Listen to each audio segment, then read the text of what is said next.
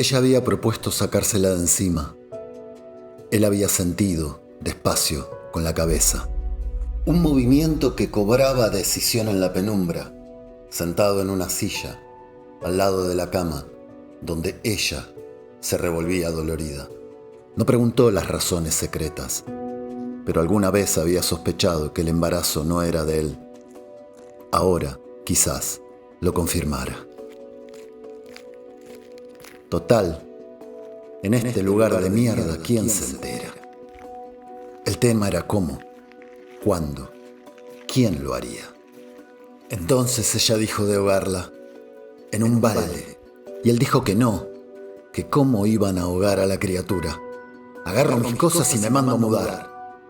Con el cordón todavía unido, la nena se recogía sobre la panza de ella, que se negaba a amamantarla.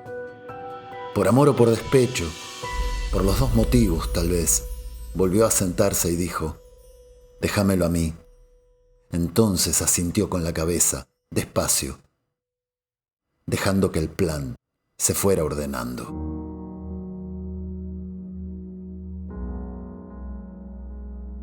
Hizo las cosas sin pausa, desde cortar el cordón y anudarlo, hasta envolver a la nena en una toalla y sacarla de la pieza. Algo de este final, sin saber bien por qué, se había imaginado durante el trance del embarazo. Las únicas palabras de ella fueron que cerrara la puerta. De pronto se encontró solo, acunando aletargado a la criatura envuelta en brazos. Los párpados casi transparentes dejaban traslucir un laberinto de idas y vueltas, de venas rojas y azules que parecían querer aplazar todos los tiempos. En un momento pensó en pedirle que antes de llevársela, al menos la amamantara, pero imaginó la furia tendida en la cama, la catarata de insultos, y tuvo miedo de violentarse. Si la nena no moría de hambre en un par de días, moriría de frío esa misma noche, salvo que quizás alguien la rescatara, y así concilió el conflicto. Sin embargo, le bastó asomarse por una ventana y ver la escarcha sobre el pasto. Era probable que la nena no pasara la noche. De cualquier modo estaba decidido. No la mataría. No reunía coraje para hacerlo, ni para decirle a ella que no lo haría. Tampoco para dejarla en la puerta de una casa, en la iglesia, en la comisaría. Podrían acusarlos.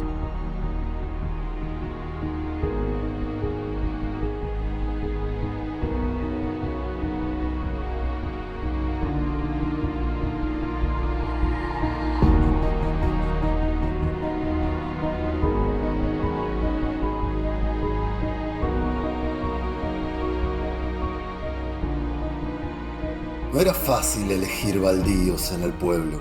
Había tantos, más grandes y más chicos, más o menos desmalezados, más cerca o más lejos, rodeados por otros baldíos o limitados por casas. La decisión lo había demorado. A fin de cuentas, ¿qué quería? ¿Que alguien la encontrara viva? ¿O que nunca nadie la encontrara antes que los perros? Esa pregunta se respondía con el tipo de baldío que eligiera.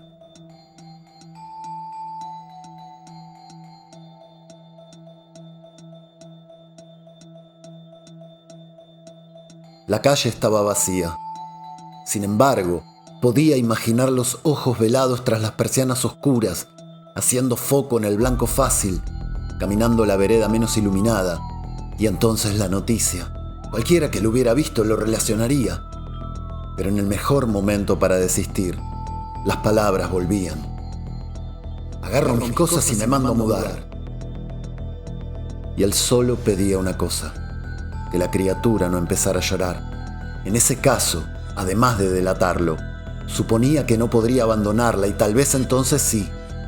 Ella tomaría las riendas del asunto y todo terminaría en el fondo del balde.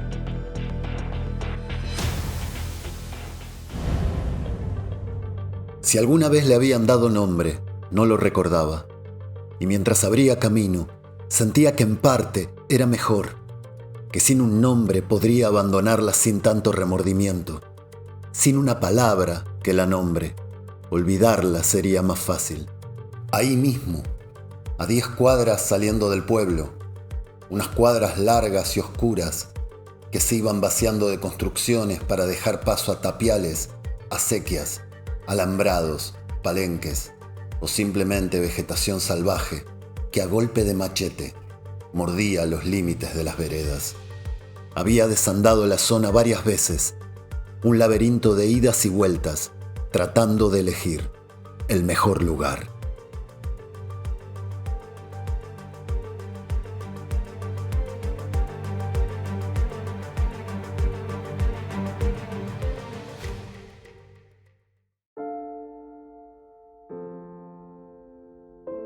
Limpió el terreno y descolgó la mochila. Primero pensó en dejarla así, pero tuvo miedo de que la mochila lo delatara y la policía, días más tarde, reventara la casa. Además ahora se movía, suave, y en ese instante supo que si no la sacaba de ahí, la imagen lo atormentaría día y noche. Igual se dijo, el daño era un hecho. Tenía impresa en la retina una imagen de la mochila a la altura del bolsillo, levantándose desde adentro. También la toalla podía delatarlo, pero no pudo abandonarla desnuda sobre la tierra helada. La apoyó, en cambio, podría decirse con devoción, como si la apoyara en un catre. Maldijo los párpados transparentes y el laberinto de idas y vueltas de venas azules y rojas. Y entonces se convenció. Sin un nombre, era más fácil dejarla.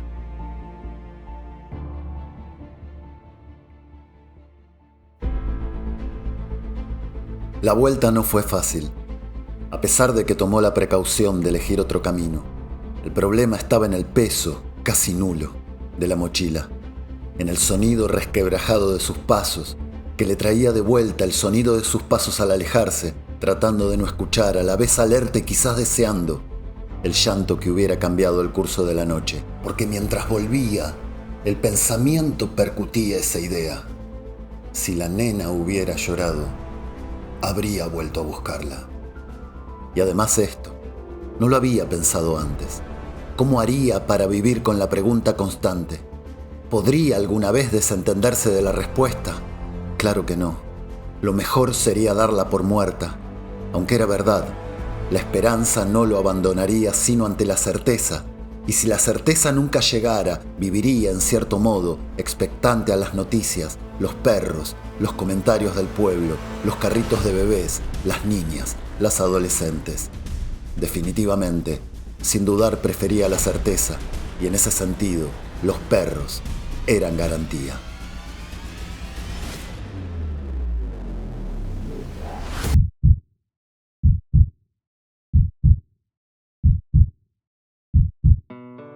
Al contrario de lo que había pensado, en la casa ella dormía. En su ausencia se habría ocupado de terminar de parir y tirar la placenta y los restos del cordón, limpiarse un poco y volver a la cama. No podía saber hasta qué hora lo habría esperado, ni tampoco él terminaba de decidir cuánto tiempo había pasado afuera. De pronto supuso 3/4 de hora, de pronto la noche entera. Las preguntas, tarde o temprano, llegarían, pero lo tenía resuelto. Se negaría a hablar. Así daría a entender el final atroz que por innombrable, igual que la criatura, la convenciera, conformara y acallara de una vez. Un pensamiento violento lo cruzó ante la visión de ella dormida en la cama, y supo que no iba a poder dormir, no al menos a su lado. Se recostó en un sillón, y en algún momento el sueño lo venció. Primero soñó volcanes, después laberintos de idas y vueltas, subidas y bajadas. A medida que los volcanes entraban en actividad, las imágenes trascendían en forma de escozor al cuerpo dormido. Entonces lo veía. No era lava lo que salía de los volcanes, y los volcanes no eran volcanes, eran hormigueros. De pronto la mujer abrió la puerta de la habitación. ¿Qué había estado haciendo toda la noche, si se podía saber? ¿Dónde estaba la nena? Levantó la cara y dijo, la quemé. Estás loco, loco. Y otra vez fue el pensamiento violento. Se levantó del sillón y la corrió a un lado. Ante la mirada desencajada de ella salió a la noche y, embarcado otra vez en este nuevo camino, se llenó de nuevos temores. Que la criatura hubiese resistido el frío, que los perros no lo hubieran descubierto. Pero los perros, claro. Si alguien le hubiera preguntado qué soñaría esa noche, él habría dicho perros. ¿Cómo podía ser que en su travesía de ida y vuelta no hubiera cruzado ninguno? Empezó a correr y trató de imaginar cómo se vería corriendo descalzo y con el torso desnudo a través de las persianas. ¿Podría volver a encontrar el lugar? ¿Podría volver a encontrarlo a tiempo? Rearmó en su memoria unas cuantas cuadras largas y oscuras que, saliendo del pueblo, se iban vaciando de construcciones para dar lugar a acequias, tapiales, palenques, alambrados o apenas vegetación baldía que a golpe de machete mordía los límites de las veredas. Entonces era por ahí, o eso le parecía. Entonces le daría un nombre, aunque sea para enterrarla. Había llegado. Sin perder tiempo se internó en la huella.